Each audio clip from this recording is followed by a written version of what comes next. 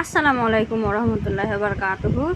কেমন আছেন সকল বন্ধুরা? আশা করি সবাই ভালো আছেন, সুস্থ আছেন। আলহামদুলিল্লাহ আমরাও খুব ভালো আছি, সুস্থ আছি। সোনালী রান্নাঘর উইথ ভিলেজ ফুড চ্যানেলে আপনাদের প্রত্যেককে স্বাগত জানাই।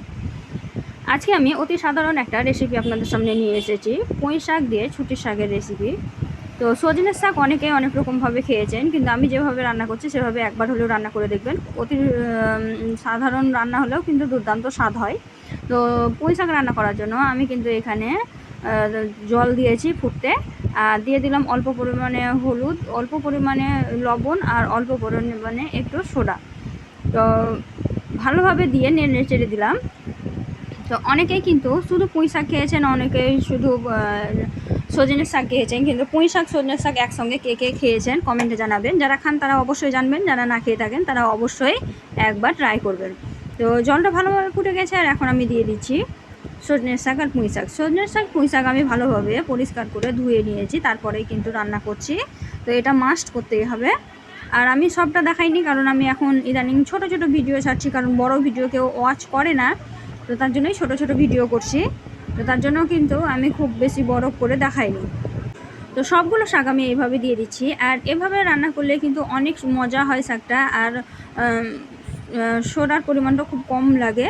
তো সেই ক্ষেত্রে কিন্তু শরীরের পক্ষেও ভালো। তো এই তো শাকটা দিয়ে আমি ফুটতে শুরু করেছি, আর আমি নাড়াচাড়া করে দিচ্ছি। শাক কিন্তু খুব বেশি সময় লাগে না রান্না হতে, কিন্তু সঠিকভাবে যদি রান্না করেন তাহলে কিন্তু সবুজ থাকে, আর খেতেও কিন্তু খুব টেস্টি হয়। আর শাক কিন্তু আমাদের প্রত্যেকেরই খাওয়া উচিত কম বেশি, কিন্তু আমরা কিন্তু শাক খেতে পছন্দ করি না। তো এই তো নাড়াচাড়া করে দিলাম, এখন সিদ্ধ করে নেব। তো এই তো 3 মিনিট পরেই আমি দেখছি শাকগুলো কিন্তু সুন্দরভাবে সিদ্ধ হয়ে গেছে। এখন আমি শাকের জলটা ঝরিয়ে নেব। ভিডিওটি যদি আমার কোনো নতুন বন্ধু দেখে থাকো, অবশ্যই আমার চ্যানেলটিকে সাবস্ক্রাইব করে দিও, পাশে থাকা বেল আইকনটিকে প্রেস করে দিও এই ধরনের আরও নিত্য নতুন রেসিপি পাওয়ার জন্য। তো এই তো আমি শাকের জলটা ঝরিয়ে নিচ্ছি। শাকের জলটা ঝরতে দিয়ে দিলাম, আর এখন আমি যে পাতিলে রান্না করছিলাম সেটাকে পরিষ্কার করে ধুয়ে নিয়েছি বেরেস্তা দেওয়ার জন্য। তো এখানে আমি একটু সাদা তেল দিয়ে দিলাম, আপনারা চাইলে কিন্তু সরষের তেলেও রান্না করতে পারেন, আমি এখানে সাদা তেলেই করেছি। তারপরে দিয়ে দিলাম 2 কোয়া রসুন কুচি, পেঁয়াজ কুচি আর কাঁচা লঙ্কা কুচি। আপনারা চাইলে এখানে শুকনো লঙ্কাটাও দিতে পারেন, শুকনো লঙ্কাটা দিলে সেন্টটা বেশি ভালো হয়, কিন্তু আমি এখানে কাঁচা লঙ্কাটাই দিয়েছি, আমাকে কাঁচা লঙ্কা বেশি ভালো লাগে তার জন্য। তো এখন আমি নাড়াচাড়া করে বেরেস্তাটাকে লাল লাল করে ভেজে নেব। তো বেরেস্তাটা আমার লাল লাল করে ভাজা হতে হতে আমি একটা কথা বলতে চাই, বন্ধুরা তোমরা কিন্তু ভিডিওটা স্কিপ করে করে দেখবে না প্লিজ। একটু যদি খুব বেশি সময় না পাও 3 মিনিটও ভিডিওটা দেখো, আর যদি 3 মিনিটও সময় না থাকে তাহলে প্লিজ দেখো না, কিন্তু ওই এসে একটা কমেন্ট করে দিয়ে চলে যেও না প্লিজ। এতে করে আমাদের ভিডিও করার এনার্জিটা লস হয়ে যায়, কারণ ভিডিওটা বেশি ভিউজ আসে না, বেশি লোকের কাছে পৌঁছায় না।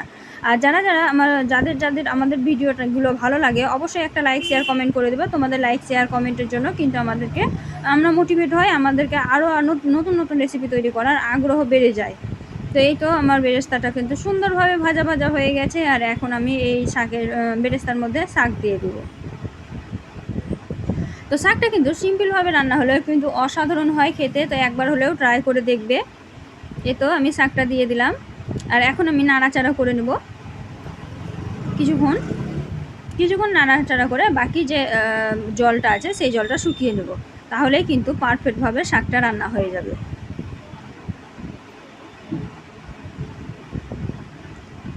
তো শাকটা দেখতেই পাচ্ছেন জলগুলো শুকিয়ে গেছে আর সুন্দরভাবে হয়ে গেছে। এই তো আমি একদম নাড়াচাড়া করে দেখিয়ে দিচ্ছি, তলায় কিন্তু একটুও লাগেনি, আর সুন্দরভাবে হয়ে গেছে। আর দেখুন কতটা সুন্দর লাগছে দেখতে। তো এভাবে কে কে শাক রান্না করে খান কমেন্টে জানাবেন। যারা খান তারা তো অবশ্যই জানেন, যারা না খেয়েছেন তারা একবার হলেও ট্রাই করবেন। তো আমার রেসিপিটা আপনাদেরকে কেমন লাগলো কমেন্টে জানাবেন, আর যদি ভালো লেগে থাকে অবশ্যই একটা লাইক শেয়ার কমেন্ট করে দেবেন। তো শাকটা আমার রান্না হয়ে গেছে, আর এখন আমি নামিয়ে নিচ্ছি।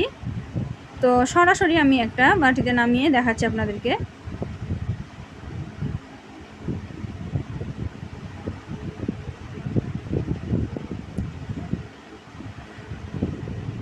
তো এই তো শাকটা আমি নামিয়ে নিলাম।